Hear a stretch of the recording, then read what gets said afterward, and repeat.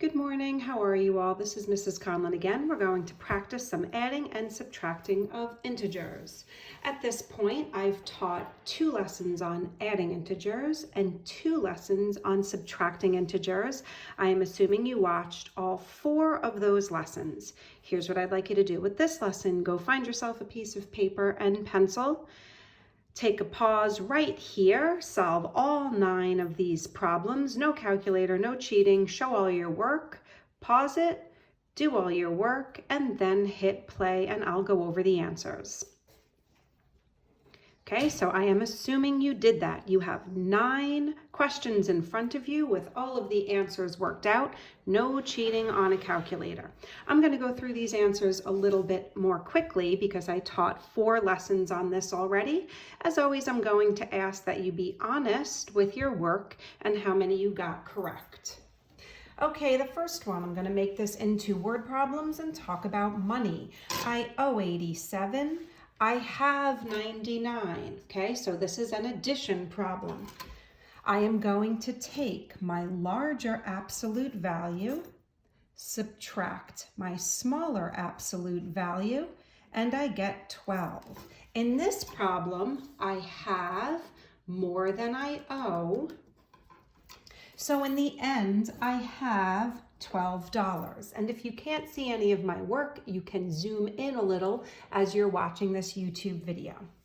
The second one is a subtraction problem. I am going to change this to an addition problem. I have $38 and I spend 53. Okay, I have $38 and I spend 53. So I take my larger absolute value, which is my debt. I subtract my smaller absolute value. And in the end, I owe $15. This is an addition problem. I'm going to leave it.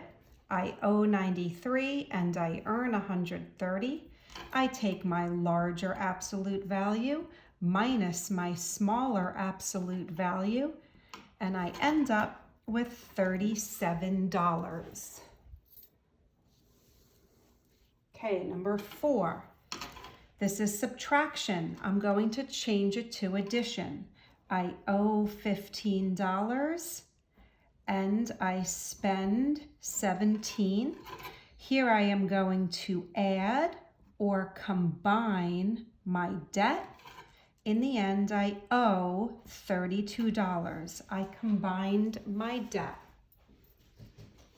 Number 5. This is a subtraction problem. I'm going to change it to an addition problem. I have $13 and I spend 52. Okay, so I'm combining what I have and what I owe. I owe 52 is my larger absolute value minus my smaller absolute value, and I owe $39. So there are your first 5. Check your work.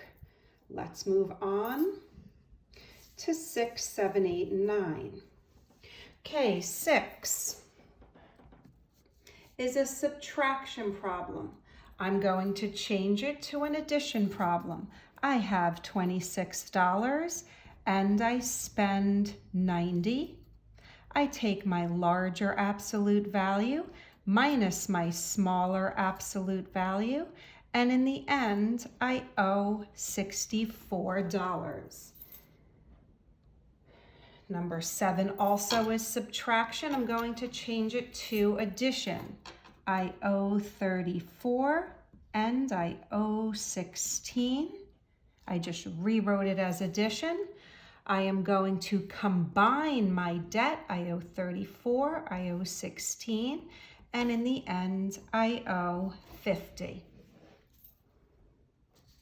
Okay, I've never done 8 or 9 with you. I was hoping you could take that challenge on. First, I'm going to make this addition. I owe 52 and I owe 13, Then I spend 89. Please remember, when students come to me and say, I don't understand this, I ask them to tell me the problem back like a word problem that includes money. So first I'm going to combine my debt. I owe 52, I owe 13. Here I owe 65, and then I have 89. So now I take my larger absolute value, what I have, I pay back this person, I owe $65, and in the end, I have $24. So that was me just sneaking in 2 problems in one. First, you had to combine these, then you had to add that at the end. So it was kind of combining 2 problems in one. Same thing with number 9. I have 35 and I spend 57, then I earn 8. Combining these 2 numbers, I take my larger absolute value minus my smaller. Here I owe $22 when I combine that. Then I add 8, and in the end, I will owe $14. I am hoping that you took all 9 problems and really did them on your own. I hope my reteaching helps you understand this. And let's end this video with my good girl, my Daisy girl. You good girl? Oh yes, there she is. Always watching over me. Say bye-bye, Daisy. Bye-bye.